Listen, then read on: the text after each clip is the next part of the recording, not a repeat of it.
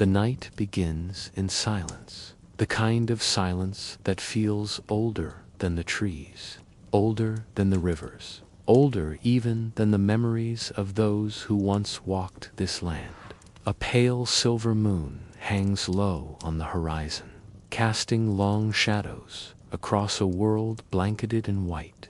The snow stretches as far as the eye can see, unbroken and smooth, save for the dark skeletons of trees scattered here and there like ancient watchmen. The air is so still that every sound seems magnified. The slightest crunch beneath your boots echoes like a whisper, sharp and crisp. Before being swallowed by the vastness around you, you draw your cloak tighter, the fabric stiff with frost where your breath has frozen along the collar. The cold bites at your face, stings at the tips of your fingers, creeps into every unguarded space. It is a cold that humbles you, reminding you that nature has no malice and no mercy, only laws. Out here, a single mistake could cost you more than comfort. It could cost you everything.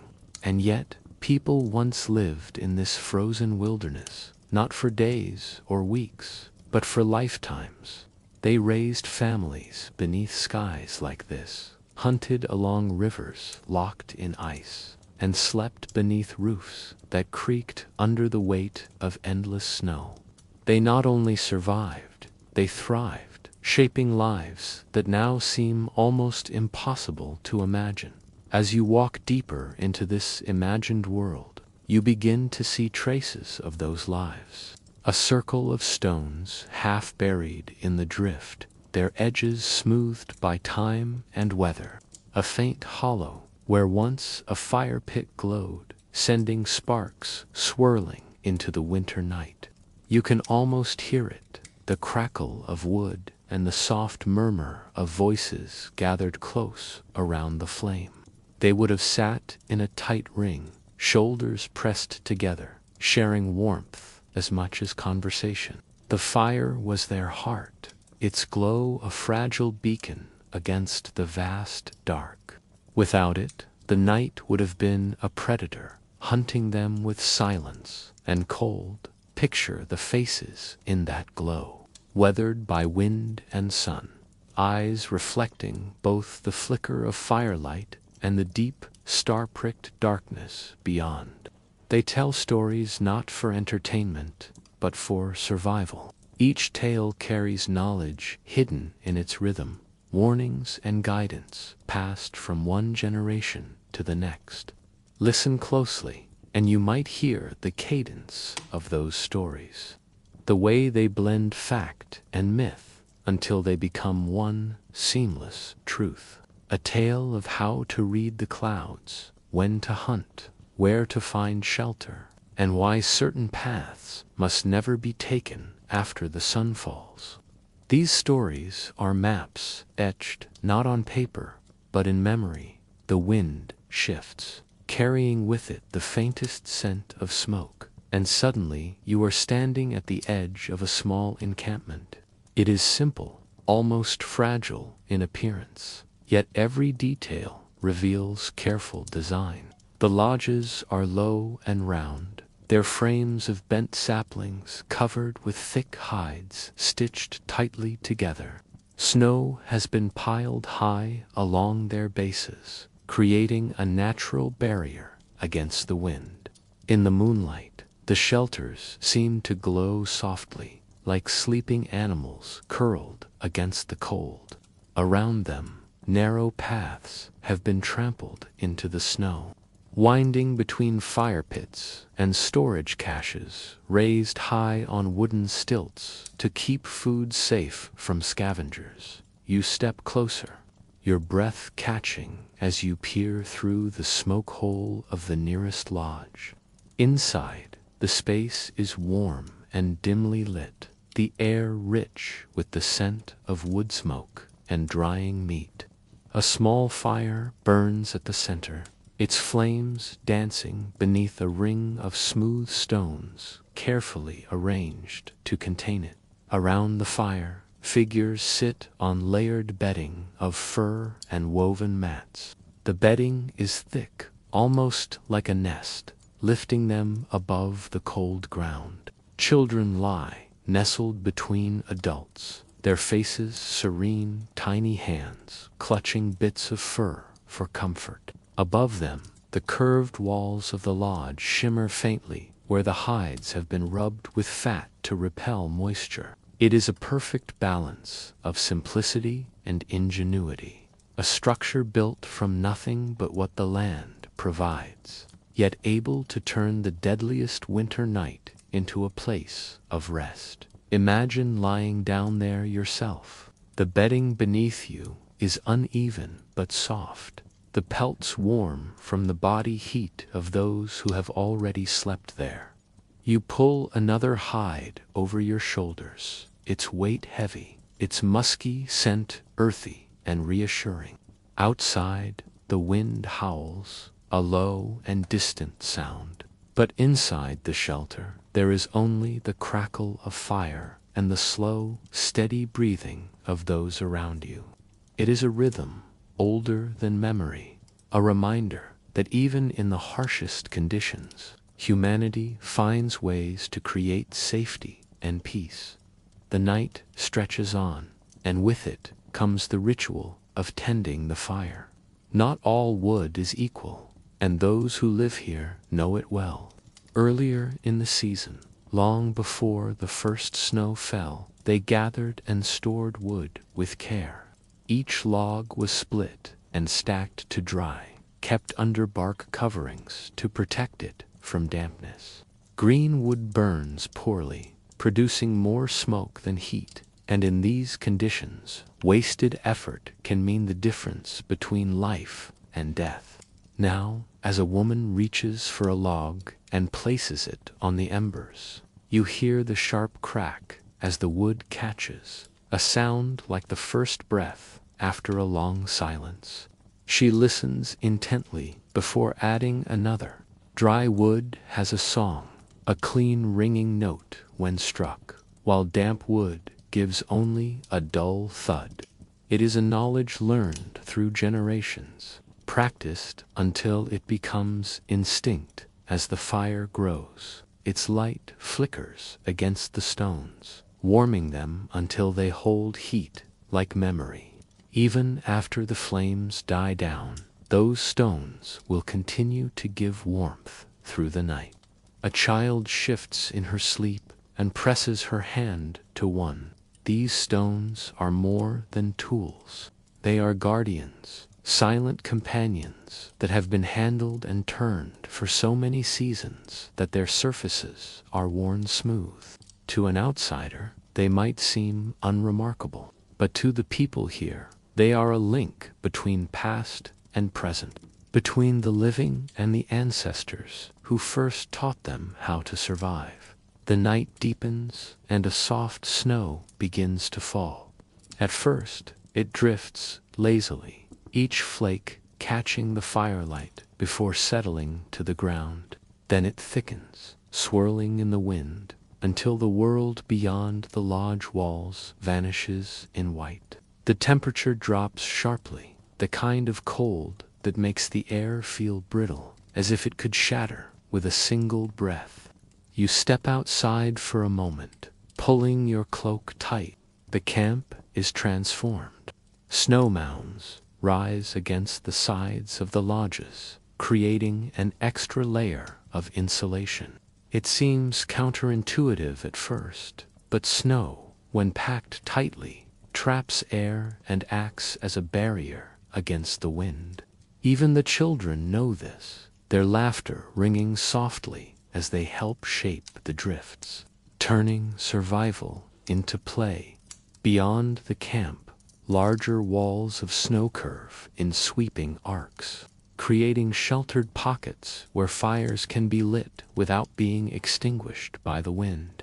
These walls also serve another purpose. In the flat, white landscape, they hide the camp from distant eyes, blending it seamlessly into its surroundings. Secrecy is as important as warmth here. A low outline of snow can mean the difference between safety and danger, between a night of rest and a night of flight. You run your hand along one of the walls, feeling its cold solidity beneath your glove. It is a kind of architecture without wood or stone, built only with hands and willpower inside the shelter. The fire burns lower now, its embers glowing like a constellation of tiny stars. The air is thick with warmth and the rich scent of smoke, fur, and earth. People begin to settle into sleep, their bodies curling together beneath layers of hides. The breathing becomes slower, deeper, blending into a single sound that fills the space like a soft chant. You lie down among them, letting the weight of the hides press you into stillness. Above you, the curved ceiling seems to hold the night, a fragile yet unbreakable barrier between you and the vast, indifferent cold. As your eyes close, you think of the generations who have done this before you. Each winter, each night, repeating the same rituals, making the same preparations. Firewood stacked and dried, snow shaped into walls, stones warmed by embers, hides layered thick and heavy. It is a pattern woven into the fabric of survival. These people do not fight the winter.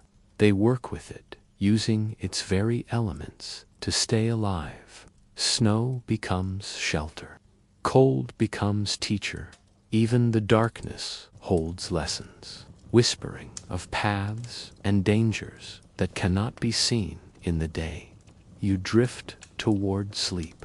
Your last sight, the faint glow of embers reflecting in the polished stones of the hearth. Outside, the storm rages on, but inside there is only peace. You understand now that survival is not about strength alone. It is about knowledge passed down, choices made carefully, and the unbroken chain of human connection that stretches back through time. With this thought, you let go of the present, surrendering to the warmth and rhythm of the past, knowing that when morning comes, the story will continue, just as it always has. Dawn comes slowly in this land, not with the sudden burst of light seen in warmer places, but with a gradual lifting of darkness, a subtle shifting of shadows. The first sign is a faint blue glow along the horizon, so pale it seems almost imagined. The snow reflects it eagerly, glowing softly as though lit from within. Frost clings to every surface, delicate and intricate, a lacework of crystals spun silently in the night. You rise from beneath the heavy hides, feeling their weight slide away as the chill immediately presses against your skin. The fire has burned low, its embers dim, but the stones around it are still warm. You press your palms to them for a moment, gathering heat before the tasks of morning begin. Outside, the storm has passed, leaving the world transformed. The snow is deeper now, piled in soft drifts that rise like frozen waves, reshaping the landscape into strange and beautiful forms. The air is sharp and clean, carrying the faint scent of pine from distant forests. Your breath plumes white before you, and the sound of your footsteps crunching in the snow is the only thing breaking the silence. It is a silence that feels sacred, as if the world itself is holding its breath. In this quiet, even small actions seem monumental: the lifting of a pot from its hook, the tightening of a fur hood, the careful adjustment of a snowshoe strap. The camp stirs slowly. Figures emerge from their shelters, their movements deliberate. The cold demands patience. Rushing invites mistakes, and mistakes invite danger. A woman kneels beside a cache raised high on wooden stilts, brushing away the snow that has gathered overnight. She checks the bindings carefully, ensuring that no animal has found its way inside. Food is life here, and its protection is constant work. Dried meat hangs in long strips, its dark color standing out starkly against the white snow. Beside it, bundles of roots and berries are wrapped tightly in woven mats, preserved from the brief, distant summer when they were gathered. A man crouches beside a sled, running his hand along its runners. The wood is smooth and strong, shaped by careful craftsmanship. He tests the bindings of the harness, making sure no frayed cord will give way during travel. The sled is more than a tool. It is the lifeline of the camp, carrying supplies across distances too vast to walk unaided. Without it, hunting would be impossible, trade unthinkable, and survival uncertain. When he finishes his inspection, he lifts his gaze to the horizon. There is no visible path, only endless snow, but he reads the land as if it were a map, seeing what others cannot. A line of wind-scoured ice marks a frozen river. A distant shadow hints at a stand of trees where game might shelter. Knowledge like this is not learned quickly. It is built layer upon layer, each winter teaching lessons that the next will demand. The children awaken last, rubbing sleep from their eyes as they emerge into the pale morning light. Their laughter is soft at first, as if reluctant to disturb the silence, but soon it grows, warm and bright against the cold. They play in the snow, their small bodies bundled so tightly that they resemble moving bundles of fur. Even play has purpose here.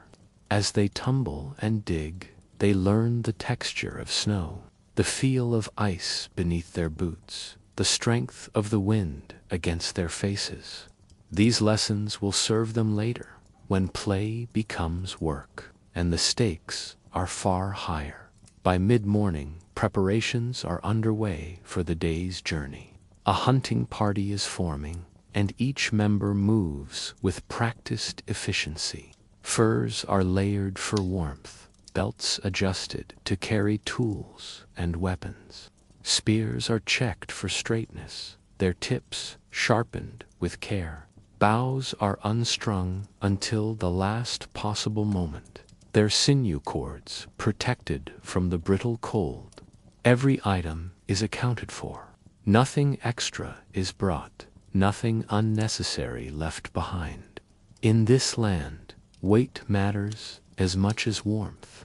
The hunters know that the distance they must cover will test both body and spirit.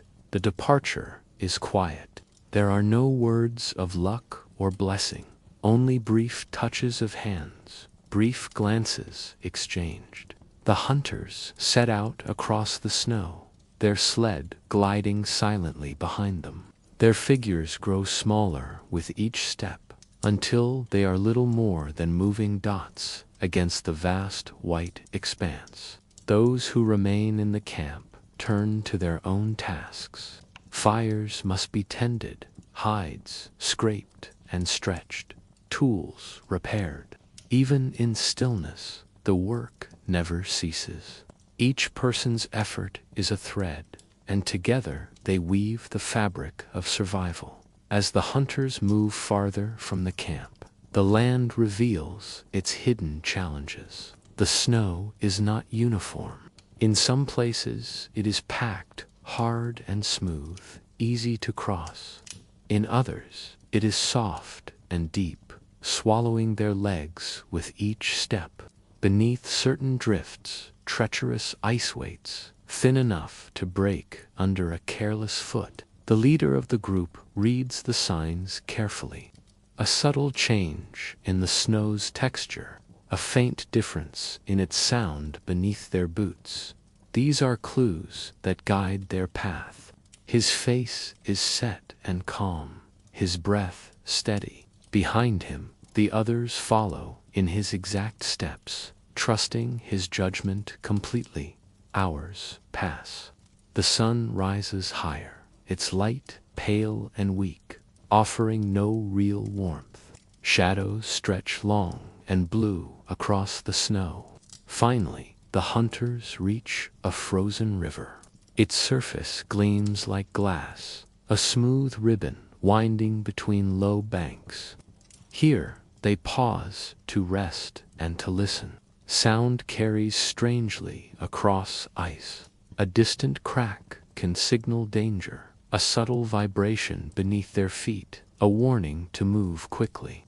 The leader crouches, pressing his ear to the surface. The ice is solid, safe for now. With a signal, they cross in single file, their reflections flickering like ghosts beneath them. On the far side of the river, the landscape changes. A stand of stunted pines rises from the snow, their dark needles providing the first true color scene all day.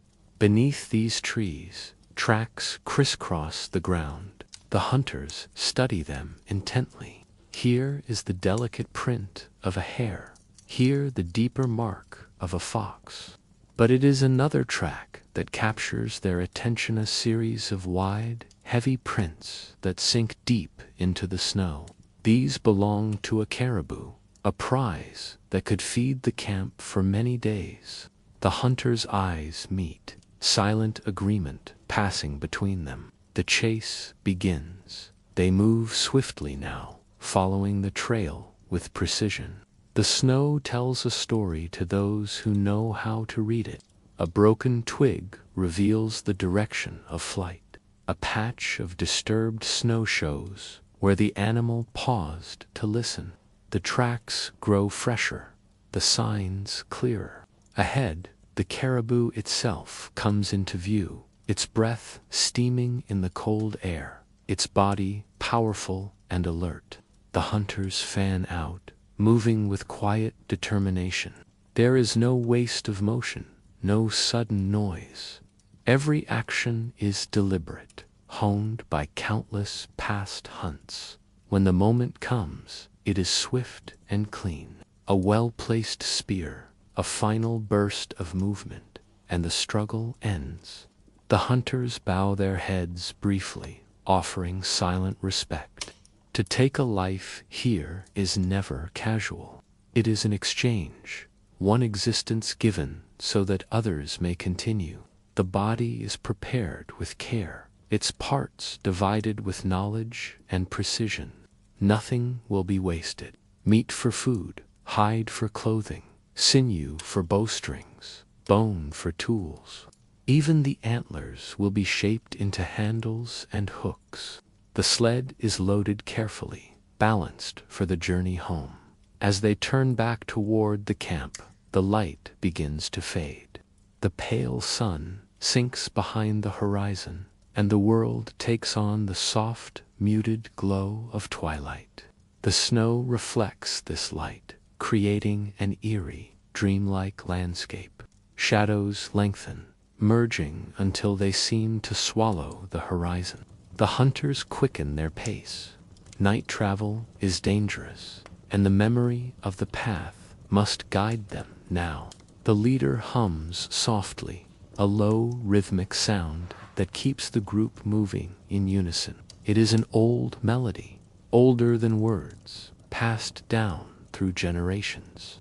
In its rise and fall, there is reassurance, a reminder that they are not alone.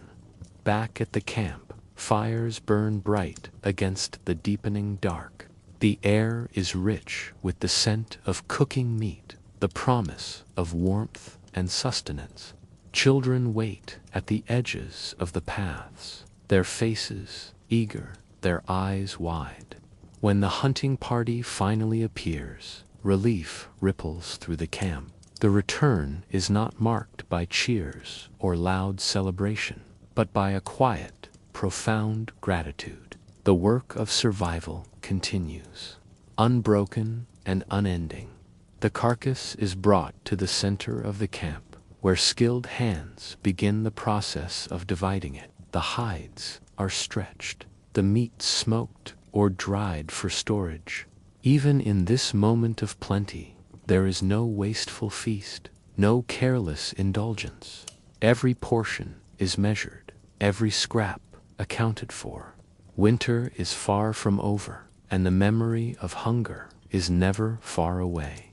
As the night deepens once more, the camp settles into a rhythm both ancient and enduring. Fires crackle softly, sending sparks spiraling into the cold air. The hunters rest, their bodies weary, but their spirits steady. Children curl beneath hides, their dreams filled with snow and firelight.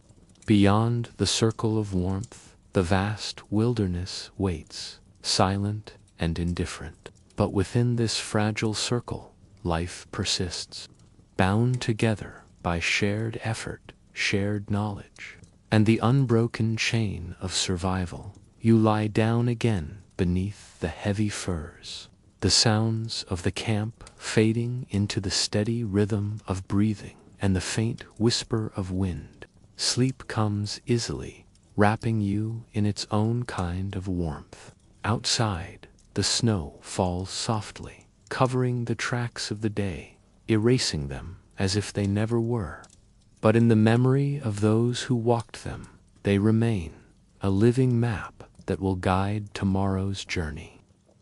The morning begins not with light, but with sound, a soft rustling in the darkness as someone stirs the fire, coaxing it gently back to life. The faint crackle of kindling catches, followed by the deeper, steady burn of larger logs. Gradually, the warmth spreads outward, pushing back the night's bitter cold. The shelter fills with the comforting scent of smoke and wood, a sign that another day has begun. Around you, figures shift beneath heavy hides, the muffled movements of those reluctant to leave their fragile cocoons of warmth. Outside, the wind whispers faintly, carrying with it the sharp scent of snow and pine. You rise slowly, feeling the stiffness in your limbs from the previous day's journey. The heavy furs fall away, and the cold bites instantly, a reminder of where you are and what this life demands. There is no hesitation. You move to the fire, cupping your hands around its small flames, absorbing as much heat as possible. Across the shelter, others do the same, their faces illuminated by flickering light. Words are unnecessary. In this place, silence speaks more clearly than speech. The day's tasks are understood without being spoken. Outside, the world is wrapped in a pale half-light, the sun still hidden below the horizon. The snow glows faintly, catching what little illumination filters through the clouded sky. It is a quiet beauty, stark and unadorned. Each breath you take crystallizes in the air before you, drifting away like ghostly smoke. The landscape is vast and unmarked, save for the faint impressions left by the hunters the day before. Overnight, a fresh layer of snow has softened even these, slowly erasing the evidence of movement, as if the wilderness itself resents any intrusion upon its stillness. The camp is alive with slow, deliberate motion. A woman tends to the morning meal, stirring a pot suspended over the fire. The contents are simple, but nourishing, a thick stew of dried meat, rendered fat, and preserved roots gathered months before. Each spoonful represents careful planning, long hours of gathering, drying, and storing. Nothing here is casual. Every action carries weight, because every choice has consequences. As the stew simmers, its aroma spreads through the camp, warm and savory, a promise of strength for the hours ahead. Nearby, Another figure kneels beside a hide stretched taut across a wooden frame. With practiced precision, she scrapes away the last traces of flesh and fat, preparing the skin for tanning. Her hands move rhythmically, the steady scrape of her tool blending with the soft sighing of the wind. The finished hide will become clothing, boots, or shelter. In this world, every material must serve a purpose, and nothing is discarded. Even the smallest scraps find use, stitched into patches or twisted into cord. Survival is a craft, and these are its tools. The children, bundled tightly in furs, play at the edge of the camp. Their laughter rings bright against the muted landscape, a reminder that even in harshness, joy finds a way. They build small shelters from snow, mimicking the work of their elders. Their hands shape walls and roofs, their imaginations transforming cold white drifts into warm, safe places. Through play, they learn the skills they will need when play becomes responsibility.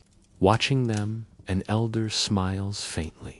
He has seen many winters, and he knows that these small games are seeds planted for the future. As the morning meal is shared, the camp gathers in a loose circle around the fire. Each person receives a measured portion, carefully balanced to sustain strength without depleting stores too quickly. The stew is eaten in silence, each bite savored. Warmth spreads from within, warding off the cold for a little while. When the meal is done, the bowls are cleaned with snow, the residue carefully removed. Cleanliness is not a matter of comfort here, but of health.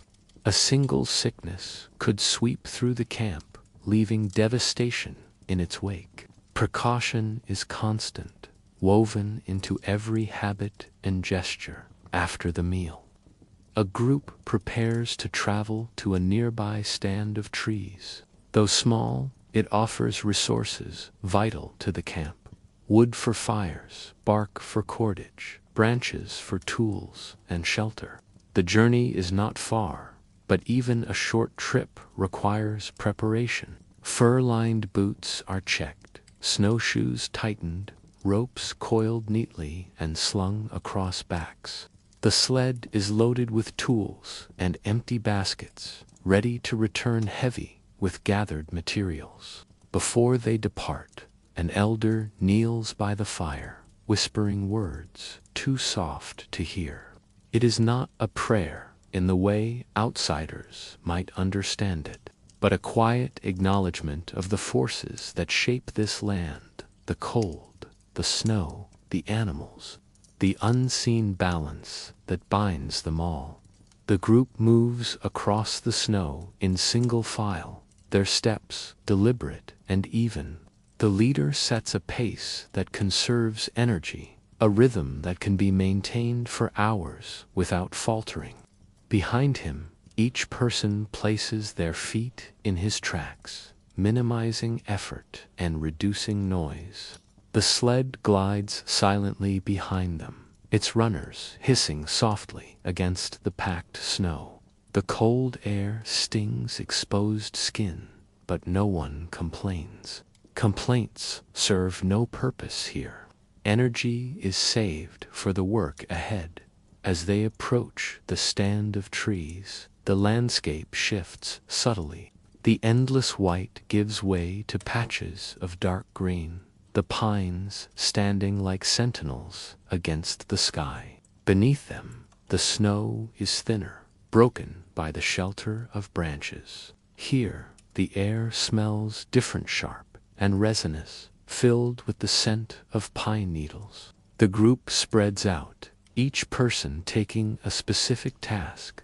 Some gather fallen branches, others cut small saplings with stone tools, their blades striking with a steady rhythm. The sound is soft but distinct, a heartbeat in the stillness. The work is efficient and wordless. Each movement has been practiced countless times. Branches are bundled and tied with cord, heavier logs stacked neatly on the sled. Smaller pieces of bark are collected for later use, their inner layers valued for both food and material. Even the trees themselves are treated with respect. Only what is needed is taken, and the balance of the grove is carefully maintained. This understanding has been passed down through generations. Take too much, and the land will not give again. While the others work, the leader scouts the surrounding area. His eyes are sharp, trained to notice the smallest details. A broken twig, a patch of disturbed snow, the faint imprint of an animal's passing. Today, he finds little sign of game, but he does notice a shift in the wind. It carries a sharper edge now, a subtle warning of weather to come.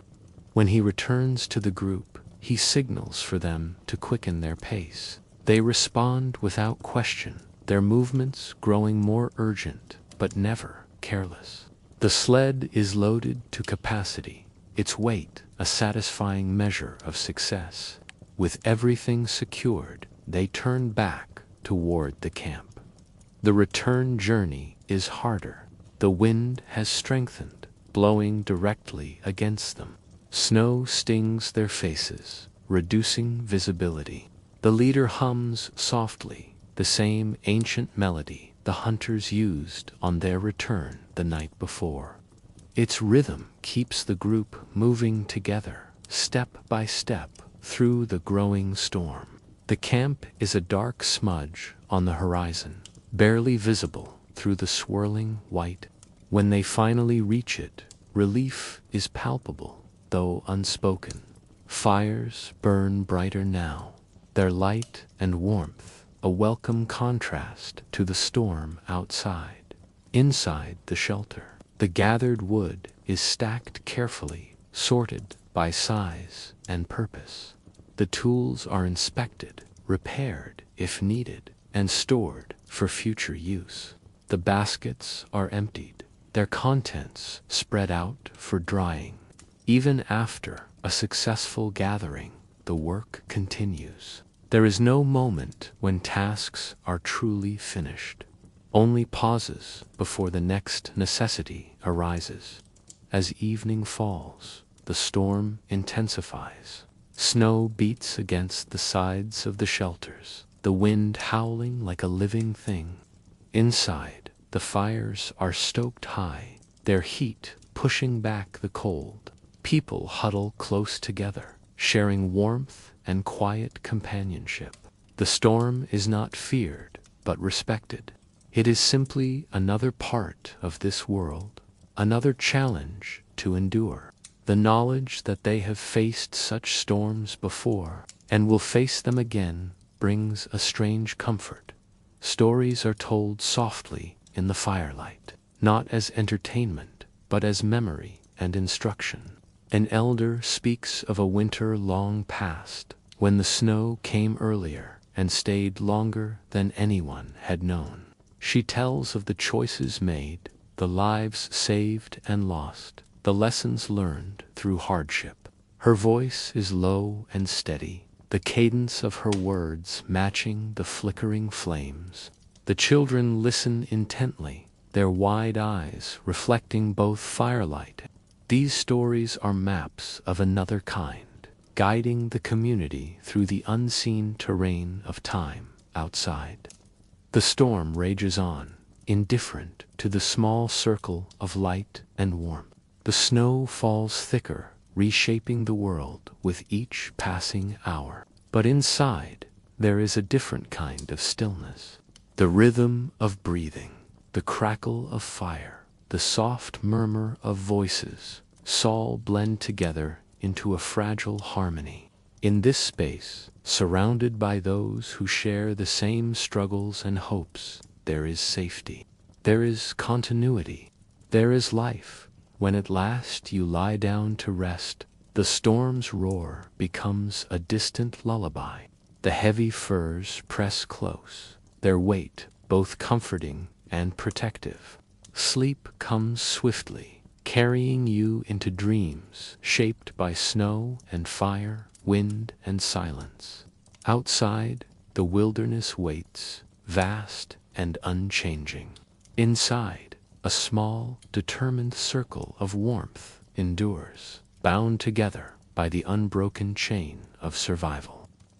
The storm passes in the night, leaving behind a silence so deep it feels like a presence of its own. When you wake, the world is hushed, the usual sounds of wind and creaking trees muted beneath the heavy weight of new snow. The air inside the shelter is warm from the banked fire, carrying the faint scent of smoke and the savory memory of last night's meal. Outside, though, the cold waits patiently, seeping through the seams of the world, ready to reclaim the day as soon as the hides are lifted and the first steps taken into its endless white expanse. The fire is coaxed back to life with careful hands. Dry wood arranged just so, a breath added at the right moment to turn a faint glow into a dancing flame. Soon, the shelter is filled with the soft crackle of burning pine and the spreading warmth that chases away the edge of the night's chill. Around the fire, faces emerge from the shadows, eyes half-lidded with sleep, but already thinking of the work to come. In this place, the body learns to rise, as the day does slowly, deliberately, with no wasted motion. The first thing you notice when stepping outside is how the snow has changed the land. The shapes are all new. The drifts are deeper, soft mounds sculpted by wind into strange forms that catch the light of the rising sun.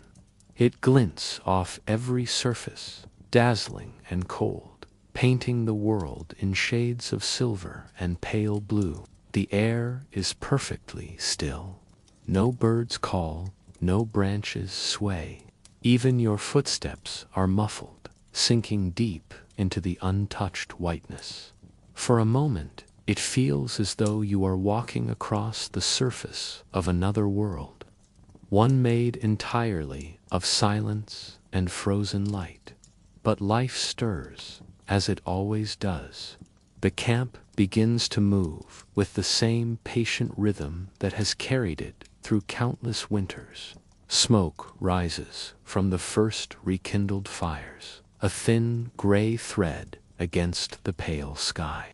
A woman carries a bundle of hides to the edge of the camp, spreading them out to dry where the weak sunlight can reach them. Another kneels by a stone hearth, grinding frozen roots into meal with slow, steady pressure. The children emerge, wrapped in so many layers. They waddle like small animals, their laughter bright against the quiet morning as they follow in the fresh tracks left by the adults. Today, there is a different energy in the air. The hunters prepare again, but this time not for a single day's journey. The storm has brought change, as storms often do, and now the camp must think beyond immediate needs. The caches are checked, supplies counted. There is enough for now, but not for long. The caribou taken 2 days before was a gift, but it will not last the season. The elders speak in low voices, their words measured but firm. The herds will be moving soon, driven by instinct, along paths older than memory. If the camp does not follow, winter will outlast them. Preparations begin with the same quiet focus that marks everything here. Sleds are examined and repaired, bindings tightened, runners polished smooth with handfuls of dry snow. The dogs, lean, sharp-edged creatures, with coats thick against the cold, are fed and brushed, their harnesses checked for wear. They move with restless energy, sensing what is coming, eager for the long run ahead. The people share that same energy. though they show it differently. There is no rushing, no frantic motion, only a steady acceleration of purpose, a gathering of strength for the days to come. The elders oversee the work, their presence calm but commanding. They have seen many journeys like this one, have felt the pull of the seasons and the hunger that follows if the timing is wrong. Their voices carry knowledge older than anyone here, knowledge carved from hardship and survival. When one of them speaks, others listen, not out of fear, but out of respect for the weight of experience. Their eyes read the sky, the snow, the subtle signs in wind and light that tell them when to move, how far to travel, where to stop, and where to pass by midday. The camp is a place of organized motion. Food is packed tightly into skin bags, each portion measured to the mouthful. Tools are sorted, those for hunting, for shelter building, for cutting and scraping hides. The smallest children are bundled into carriers lined with fur, ready to be lashed securely to sleds for the journey. The older ones help where they can, gathering wood, folding hides, carrying messages from one group to another. Even the dogs seem to understand, their excitement growing as the sleds are lined up and loaded. Yet before any journey begins, there is always a moment of stillness. When the preparations are done and the camp stands ready, the people gather around the central fire. The eldest among them speaks, not loudly, but with the kind of voice that carries because it has carried so many times before. There are no long speeches, no elaborate rituals, just a few words spoken slowly, reminding them of where they have been, of what lies ahead, and of the unbroken chain of lives that brought them to this day. The words are not about courage or fear. They are about continuity, about the thread that ties each person to those who came before and those who will come after. Then the journey begins. The sleds slide forward, the dogs leaning into their harnesses with eager strength. The people walk beside them, snowshoes spreading their weight across the deep drifts. The camp that was home for many nights is left behind, its fires extinguished, its shelters taken down, its memory marked only by the faint depressions left in the snow. Ahead lies nothing but distance, white, unbroken. Stretching to the edge of sight, the pace is steady, measured to conserve strength. The sleds carry the heaviest loads, gliding over the snow with a soft hiss. The dogs pant in clouds of steam, their breath rising like smoke in the cold air. The people walk in long lines, each following the tracks of the one before. The wind picks up as the day wears on, erasing their passage almost as soon as it is made. But the leader reads the land the way others read words. A certain tilt of a ridge, a cluster of wind-sculpted trees, the angle of sunlight on distant hills, these are his markers, guiding the group across a world where everything seems to shift and change with each passing hour. When the sun sinks low, the camp stops for the night. In practiced rhythm, shelters rise from snow and hide, fires crackle to life. Meat simmers in stone pots, set carefully at the edge of the flames. Children curl close to the warmth, their faces drowsy, their voices soft.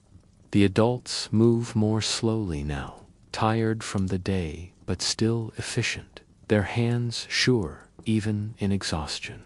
Nothing is wasted, not time, not effort, not firewood or food.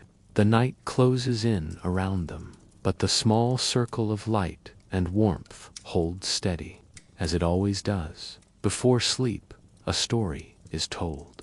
It is not new. It has been told on many nights like this, in many camps, across many winters. It speaks of a time when the people nearly vanished, when the snow came too early and stayed too long, when hunger walked beside them like a shadow. But it also speaks of how they endured, how they learned to read the land more carefully, to listen more closely to the wind, to take only what they needed so that the world would give again. The children listen, wide-eyed, the adults silent, each person hearing in the story not just the past, but the promise that survival carries forward. Sleep comes slowly after such days. The body is weary but alert, tuned by long habit to the sounds of wind and fire, of dogs shifting in the dark, of snow settling on the roofs of shelters. Dreams carry you along the same path the sleds will take tomorrow, over ridges and frozen lakes, through groves of trees where the wind sings softly in the branches. The cold waits outside, vast and indifferent, but here in the circle of firelight, life goes on, one breath at a time, one step after another, across the long white silence of winter. The storm raged through the night, its howling winds sweeping across the frozen landscape like a relentless beast searching for prey. In the dim light of dawn, the sky remained heavy and bruised, clouds swirling like dark smoke above the skeletal forest. The lone figure pushed onward, their fur-lined cloak crusted with ice, each breath a plume of mist that vanished instantly into the bitter air. The world around them was silent, save for the occasional groan of an ancient tree under the weight of snow, or the distant cracking of ice as the river beneath its frozen skin shifted restlessly. Hunger gnawed at the traveler's stomach, a hollow reminder of how little remained in their pack. Days had passed since they had last found a rabbit's tracks or a cluster of frozen berries, and even melted snow could no longer fully quench the dry ache in their throat. Yet still they moved forward, guided by instinct and a faint hope that somewhere ahead, beyond the endless white horizon, there might be shelter, warmth, and safety. By mid-morning the wind had begun to ease, leaving an eerie stillness in its wake. Snow clung to every branch and rock, turning the world into a silent, monochrome painting. The figure paused at the crest of a small ridge and scanned the valley below. Their sharp eyes caught movements subtle, fleeting, yet unmistakable.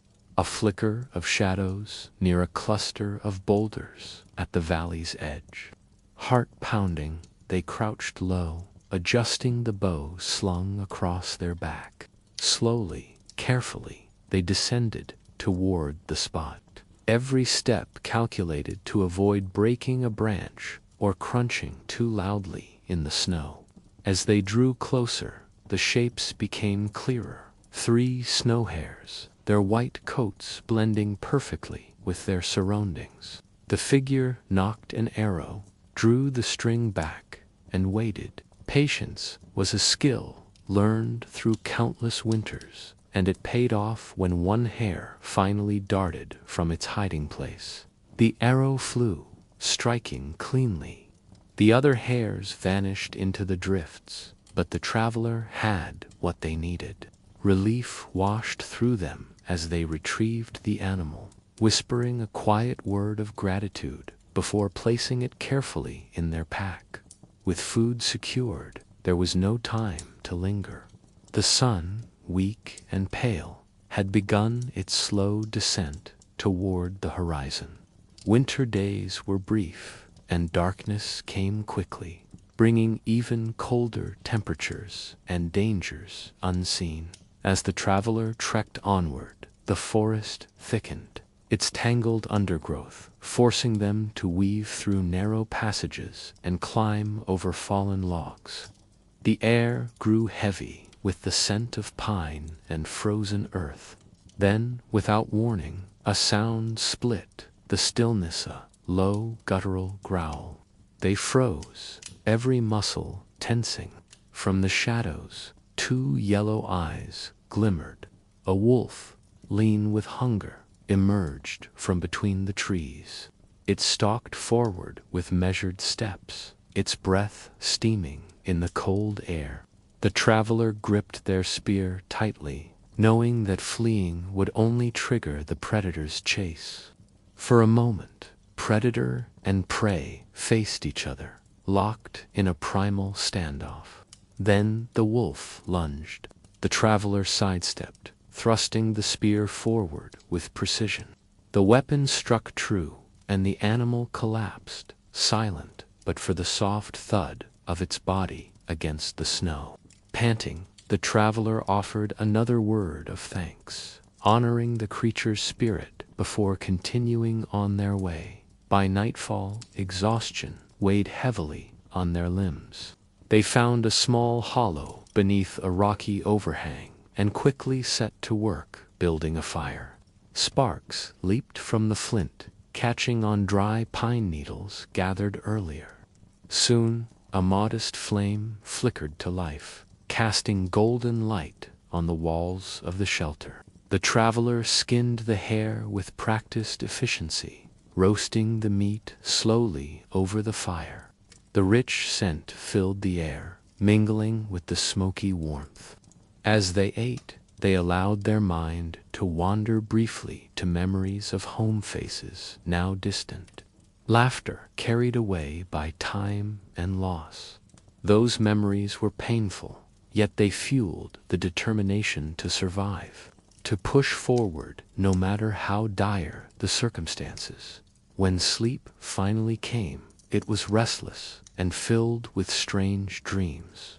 In one, the forest seemed alive, its branches twisting into skeletal hands that reached for the traveler.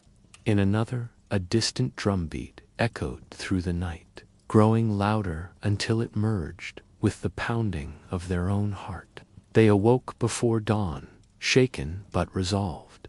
The fire had burned down to embers, and the cold bit sharply at their skin as they packed their belongings. Another day awaited, and with it, new challenges. The journey led them deeper into the wilderness, where the land grew rougher and the snow deeper. They crossed frozen streams, climbed icy ridges, and navigated mazes of towering evergreens. Along the way, signs of other life appeared. A broken branch here, a set of hoofprints there, but no other humans.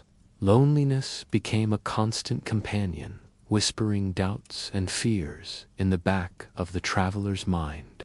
Yet they pressed on, driven by a promise made long ago. Somewhere beyond this endless expanse lay a village, a haven spoken of only in stories. If they could reach it, they might find not only safety, but perhaps a new beginning. As twilight fell, they stumbled upon something unexpected, a series of strange markings carved into the bark of an ancient cedar tree. The symbols were unfamiliar, their meaning unclear, but they stirred a deep unease. Carefully, the traveler traced one with a gloved finger. Whoever had made these marks had done so recently. A chill, unrelated to the cold, crept up their spine. They moved quickly, scanning the shadows for movement. The forest, once merely silent, now felt watchful, as if unseen eyes were tracking every step. Night descended fully, and with it came a rising wind that seemed to carry distant whispers. The traveler found another hollow for shelter, this one deeper and more concealed. They lit a fire, but kept it small, wary of attracting attention. As the flames danced, the strange symbols lingered in their thoughts. Were they warnings, Messages? Or something far older and darker? Sleep came slowly, plagued by unease. Outside, the storm gathered strength once more, snow falling in thick, suffocating sheets. By morning, the world would be transformed again, and the path ahead would remain as uncertain as ever. The storm raged through the night, its howling winds sweeping across the frozen landscape like a relentless beast searching for prey. In the dim light of dawn, the sky remained heavy and bruised, clouds swirling like dark smoke above the skeletal forest. The lone figure pushed onward, their fur-lined cloak crusted with ice, each breath a plume of mist that vanished instantly into the bitter air. The world around them was silent, save for the occasional groan of an ancient tree under the weight of snow, or the distant cracking of ice as the river beneath its frozen skin shifted restlessly. Hunger gnawed at the traveler's stomach, a hollow reminder of how little remained in their pack. Days had passed since they had last found a rabbit's tracks or a cluster of frozen berries, and even melted snow could no longer fully quench the dry ache in their throats.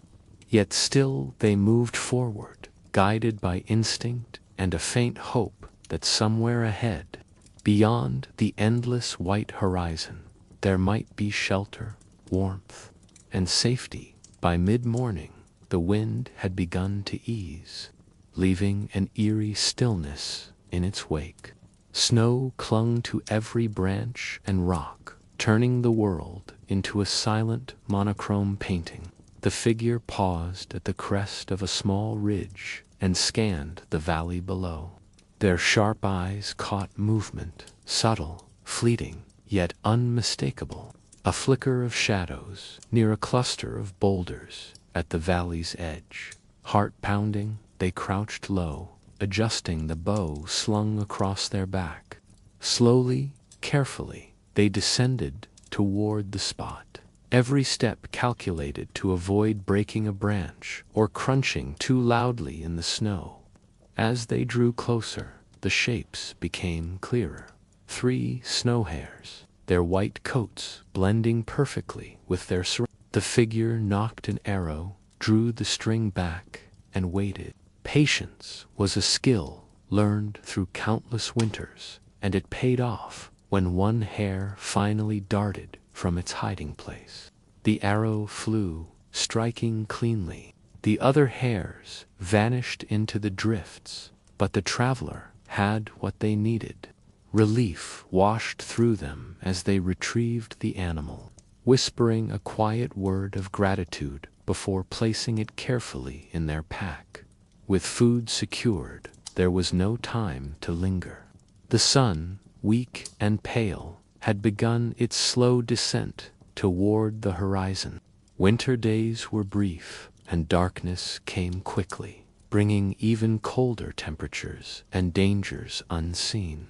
As the traveler trekked onward, the forest thickened, its tangled undergrowth forcing them to weave through narrow passages and climb over fallen logs. The air grew heavy with the scent of pine and frozen earth. Then, without warning, a sound split the stillness, a low, guttural growl. They froze, every muscle tensing. From the shadows, 2 yellow eyes glimmered. A wolf, lean with hunger, emerged from between the trees. It stalked forward with measured steps, its breath steaming in the cold air.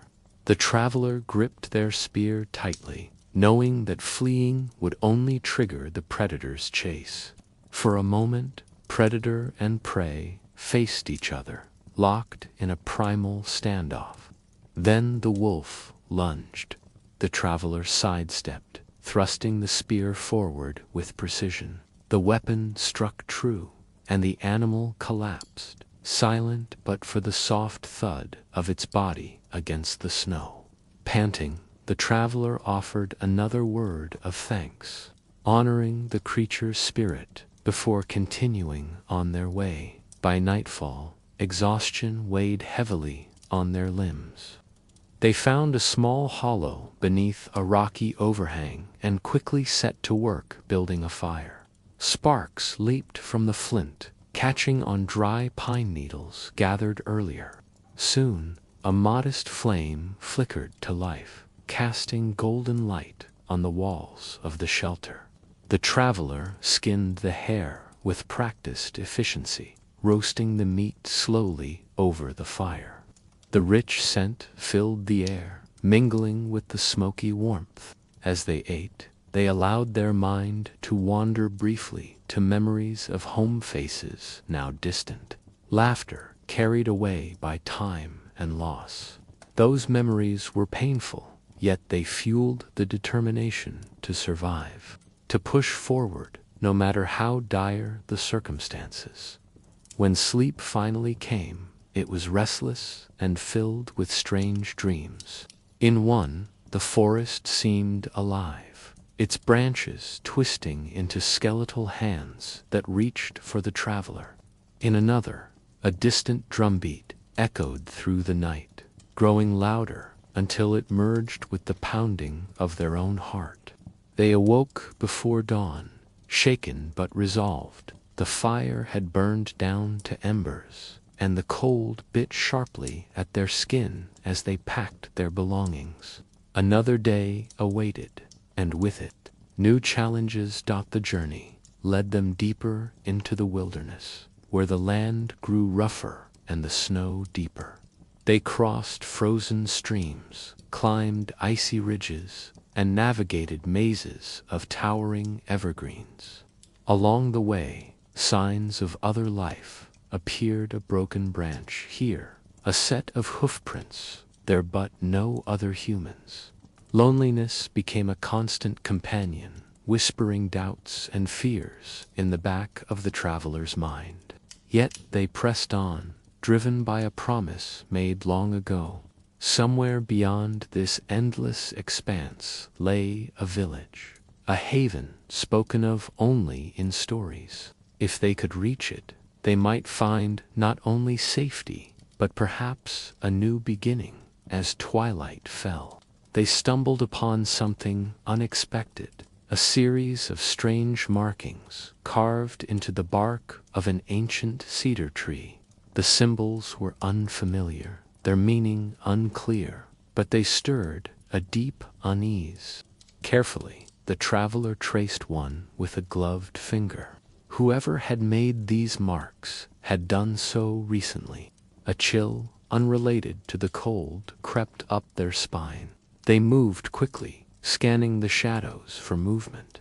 The forest, once merely silent, now felt watchful, as if unseen eyes were tracking every step. Night descended fully, and with it came a rising wind that seemed to carry distant whispers. The traveler found another hollow for shelter, this one deeper and more concealed. They lit a fire, but kept it small, wary of attracting attention. As the flames danced, the strange symbols lingered in their thoughts. Were they warnings, messages, or something far older and darker? Sleep came slowly, plagued by unease. Outside, the storm gathered strength once more, snow falling in thick, suffocating sheets. By morning, the world would be transformed again, and the path ahead would remain as uncertain as ever. When dawn returned, the landscape was unrecognizable. Snowdrifts had swallowed paths and landmarks alike, leaving only a vast, undulating expanse of white.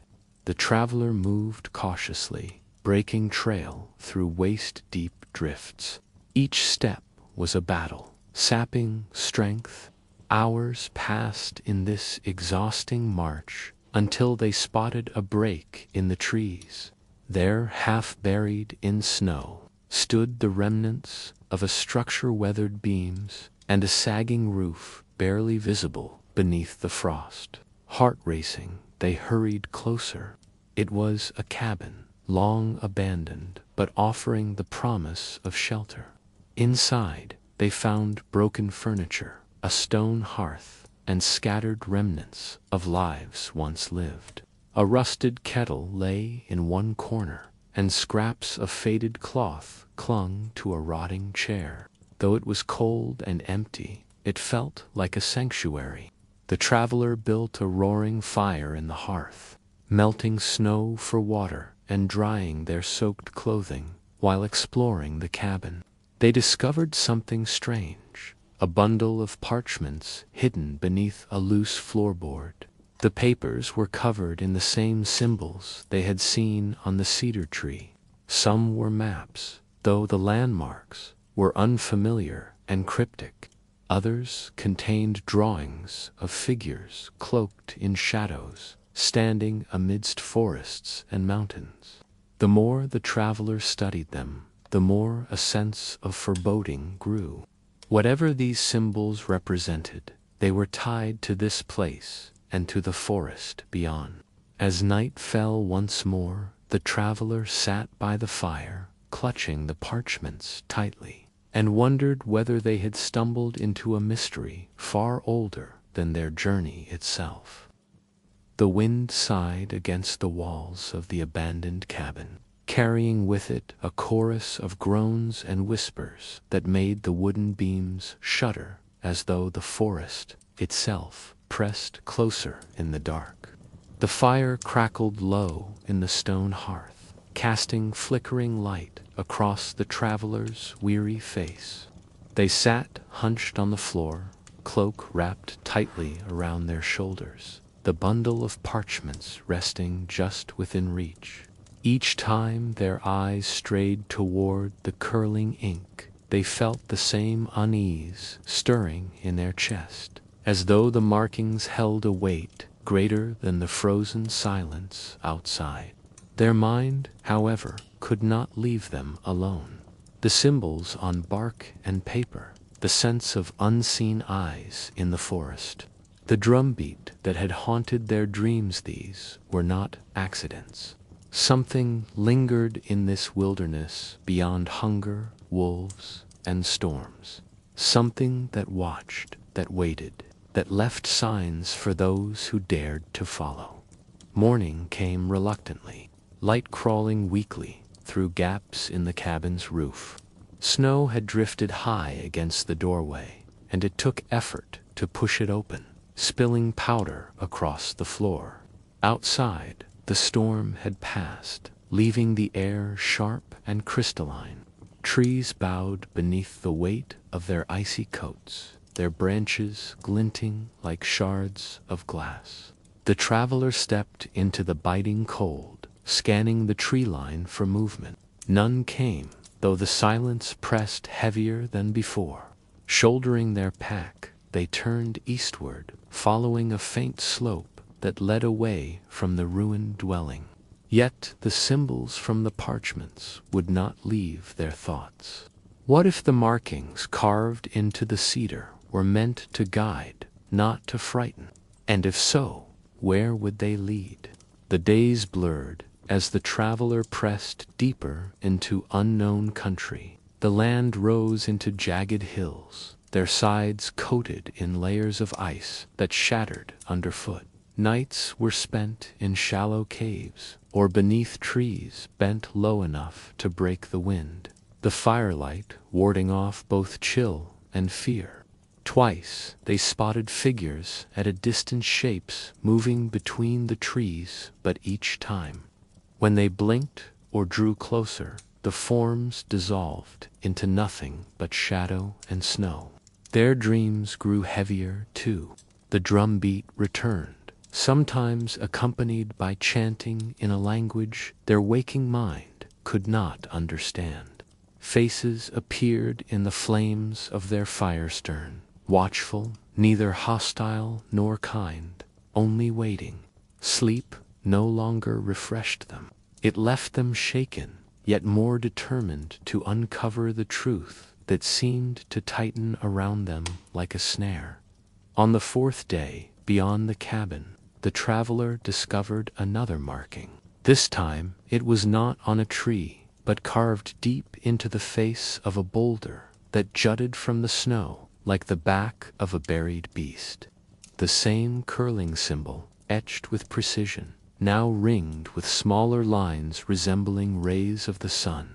They knelt to study it, brushing snow from its grooves. The rock was old, its surface weathered, yet the carving seemed fresh, as though made only weeks ago. Kneeling there in silence, the traveler felt an uncanny awareness of being observed. The hairs on their neck bristled. Slowly they rose, hand resting on the hilt of their blade. The forest remained still, though not empty. They could feel its unseen, lingering just beyond the corner of sight. With careful steps, they moved on. The following night, they chose a sheltered hollow beside a frozen stream. The stars burned brightly above, hard pinpricks of light. The fire snapped and hissed, throwing long shadows across the snow. They unfolded the parchments once more, comparing the symbols drawn to those seen upon the stone. Slowly, a pattern began to emerge. The lines were not random, but maps guides pointing toward. The realization brought equal measures of fear and resolve. If a hidden destination lay ahead, perhaps there was also the end of this long, punishing journey. Or perhaps a truth they were never meant to uncover. Sleep took them with difficulty. This time, the dream was more vivid than ever. The drumbeat was louder, echoing across endless valleys of snow. Figures cloaked in shadow stood in a circle around a great fire, their voices rising and falling in strange chants. At the center of the fire burned a symbol, the same one from the trees, the stones, the parchments shimmering as though alive. The traveler tried to move closer, but found themselves rooted, unable to speak or cry out. One of the figures turned toward them, its face hidden, yet its gaze unmistakable. It lifted a hand and pointed to the east. The dream dissolved in a rush of icy wind, and the traveler awoke, gasping, their fire reduced to embers. Without hesitation, they gathered their pack and set out long before dawn, guided by instinct and by the command of their vision. The eastern sky grew pale as they marched, their breaths steaming in the darkness. The land changed against lifts rising high on either side, the path narrowing into a valley where even the wind seemed reluctant to enter.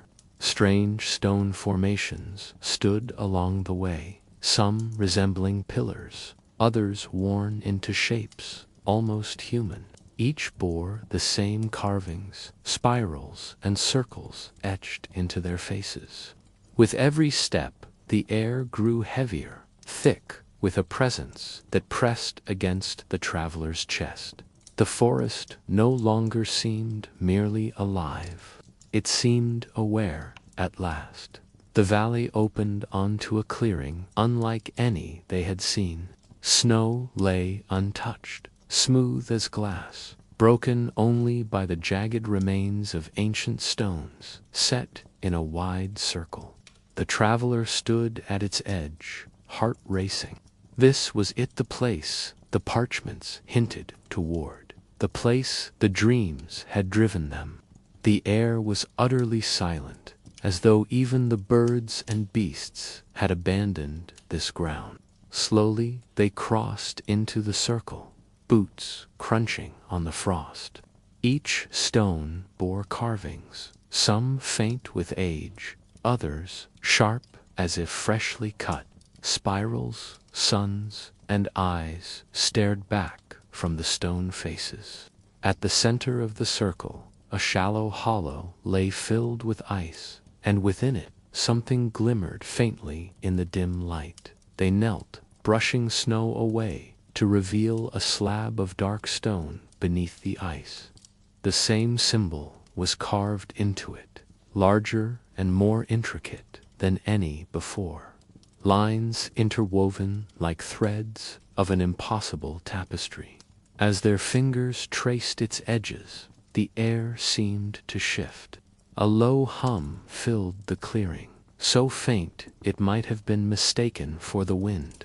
Yet it resonated in the traveler's chest, in their bones. They staggered back, eyes darting to the stones surrounding them. The carvings seemed to shift in the corner of vision, twisting like living things. The hum grew louder, pulsing like the drumbeat of their dreams. For a moment, fear threatened to overwhelm them, but another force rose stronger, a sense of calling, of purpose. This was not merely survival anymore. They had reached something ancient, something that demanded to be understood. The traveler sank to their knees within the stone circle, breath clouding the air, and closed their eyes. The hum vibrated through the ground, through their body, until it became indistinguishable from the beating of their heart. The shadows from their dreams returned, not hostile now, but present, watching. And above all else, the symbol shone in their mind, bright as fire against the endless snow. They did not yet understand its meaning, but they knew with certainty that their journey had led them here for a reason. In the silence of the clearing, beneath the cold gaze of stone and sky, the traveler whispered a vow to endure, to uncover, to carry the weight of whatever truth lay hidden in this wilderness that had tested them beyond measure. The wind rose suddenly, swirling snow through the clearing as if in answer. The fire within the traveler's spirit burned brighter against the cold. The path was no longer just about survival. It was about discovery. And the forest, the stones, and the whispers in the wind seemed to listen. The snow never ceased its whisper. A constant veil of silence stretched across the endless wilderness. The man trudged forward, his boots sinking deep into powder that seemed bottomless. Each step carried the weight of exhaustion, yet also a stubborn defiance. He had survived storms, hunger, wolves circling just beyond the firelight, and the aching loneliness of nights that seemed to stretch into eternity. But survival was not just about the body, it was about the will to endure when all else was stripped away. His mind wandered as he walked, half in memory, half in dream, and every gust of wind seemed to carry with it voices from a past he thought buried. He remembered the warmth of a hearth long ago, the smell of bread baking in his mother's kitchen. He remembered laughter, how strange it seemed now. Laughter, like a sound from another world. That memory faded, overtaken by the present, where the forest around him loomed dark and endless, its silence broken only by the occasional snap of a branch under hidden weight. Was it the wind? Or something following? He had stopped asking. The wilderness had its own rhythm, one that toyed with the senses, luring men into doubt. Only those who learned to walk with silence instead of against it survived. By nightfall, he found a clearing, and his trembling hands worked quickly, instinctively, to strike a spark. Fire was not warmth alone. It was life itself, a fragile barrier between him and the abyss that pressed in from all sides. Flames crackled, sending sparks spiraling into the black sky. He huddled near, his breath visible in the glow, eyes scanning the shadows. That was when he noticed them, 2 points of light, glowing faintly from the edge of the tree line. Not the reflection of snow, nor the trick of firelight. Patient, cunning, as if testing how long he could resist. He gripped his knife tighter, though he knew steel against hunger was but a temporary answer. The wilderness did not fight, it endured. and he must do the same. Sleep came fitfully, broken by the eerie chorus of distant howls. He dreamed of rivers thawing, of green grass swaying in a warm breeze. He dreamed of voices calling his name, and when he woke, it was to the silence of dawn, a pale light spilling across the snow, the fire reduced to ash. The wolves were gone, but their tracks circled the camp like a warning written in the earth. He rose stiffly, gathered what little remained of his strength, and pressed onward. The mountains loomed closer now, jagged teeth against the horizon. He had set his mind on them days ago, believing some hidden valley might lie beyond, some place untouched by endless winter. Each mile felt heavier, but the promise of something beyond drove him forward. Along the way, he came upon a river, frozen thick, its surface cracked like glass in places. He followed it, hoping it would lead him through the mountains. The sound of water, faintly rushing beneath the ice, reminding him that life still moved, even beneath the suffocating cold. That night, beneath the mountain's shadow, he built another fire, smaller this time, conserving what fuel he had left. His thoughts wandered again, not to the past this time, but to the question that gnawed at him always. Was there an end to this? Or was survival itself the only destination? He stared into the flames, watching them bend and dance, and realized that perhaps the answer did not matter. What mattered was the next step, and the one after that. To stop was to surrender. To keep walking was to live. As he lay down, the sky above cleared, revealing stars, sharp and brilliant, as if etched into the heavens. Among them he thought he saw shapes, constellations he half remembered, stories once told to children, hunters, wanderers, kings long dead. Their light reached him across centuries, proof that endurance itself was its own kind of victory. He closed his eyes, the fire crackling low, and let the stars keep watch as sleep took him once more. The snow stretched before him like an unbroken sea, and yet, as he moved deeper into the shadow of the mountains, something in the air shifted. It was not warmth, not yet, but a thinning of the endless cold, as if the world itself were loosening its grip. His breath still came heavy, steaming in the pale light of dawn, but for the first time in many days he felt a difference, not in his body, which still ached, but in the air itself. The silence here was not empty. It carried with it the low murmur of something hidden, the whisper of flowing water, faint but real. Hope carried on the wind. He followed the sound, every step dragging, but every step pulling him closer. The trees grew denser, the mountains steeper, the shadows darker, but the sound grew clearer, water moving, water alive. He pressed on, stumbling more than walking, until at last the snow gave way to rock, and the rock gave way to a narrow passage carved by time. There, half hidden between stone and ice, he found it.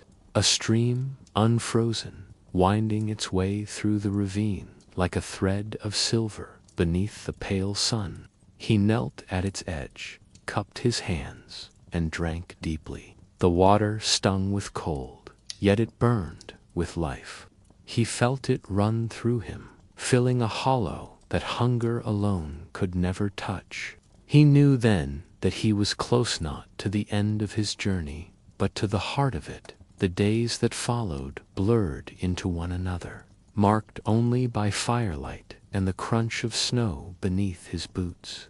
The wolves no longer followed. Perhaps they had given up, or perhaps they had led him here, shepherding him as shadows of the wilderness. it no longer mattered. His strength returned in small ways, the steadiness of his steps, the sharpness of his gaze, the way he could feel warmth returning to his hands when the sun struck just right. The mountains, which had once seemed so impossibly far, now loomed all around him, walls of stone rising into the sky. Their peaks glistened with ice, yet their valleys hid secrets. He pressed deeper into them, following the stream, until one evening he emerged into a place unlike any he had seen since his journey began. It was a valley, wide and hidden, cradled by the mountains on every side. The snow here was thinner, broken by patches of green that clung stubbornly to life. Pines rose tall and full, their needles whispering in the evening breeze. At the center, the stream widened into a pool that shimmered with starlight, its waters moving with a quiet strength. He stood there, breathless, not from exhaustion, but from wonder. It was not the end of the world. It was not salvation promised by others. It was simply life, enduring where he had least expected it. He built his fire there, beside the pool, and watched the flames dance against the backdrop of trees. For the first time, he felt no eyes watching from the shadows, no hunger pressing from behind. The silence was not empty. It was peaceful. He lay back on the earth, gazing up at the stars, and let his thoughts drift. He thought of the faces he had left behind, the laughter long faded, the hearth once warm. They were gone, but not forgotten. They had carried him here, every memory a step, every loss a lesson. He realized now that survival was never about the destination. It was about the carrying on, the refusal to surrender when the wilderness pressed hardest. To endure was to live. To live was to endure. Days passed, and the valley became his refuge. He learned its paths, its hidden corners, the way the sun rose over one ridge and set behind another. He fished from the stream, gathered what he could from the forest, and in time his body grew stronger. He no longer counted the days. Time was no longer his enemy. It was simply the rhythm of the world, and he walked within it, no longer against it. The mountains no longer loomed as threats, but stood as guardians, silent and eternal. One night, as he sat by the fire, he looked into the flames and understood. The wilderness had not been trying to break him. It had been teaching him patience, resilience, the art of silence. It had stripped away all that was unnecessary, leaving only the raw essence of being. And in that essence, he found peace. He did not need to return to where he had been. He did not need to chase what was lost.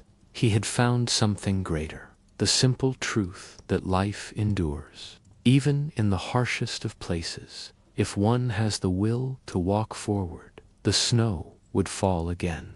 The wolves would return. The cold would bite, as it always had. But he would endure, as the mountains endured, as the river endured, as the stars endured. For survival was not victory over the wilderness. It was becoming a part of it. And in that moment, beneath the endless night sky, he understood that his journey had never been about escape. It had always been about belonging. The fire burned low, the stars watched in silence, and the man closed his eyes, not in fear, not in weariness, but in peace. The wilderness had claimed him, not as prey, not as foe, but as one of its own. And so he rested, the snow falling soft around him, his breath steady, his spirit unbroken. The journey had ended, and yet it would continue forever in the quiet rhythm of the land.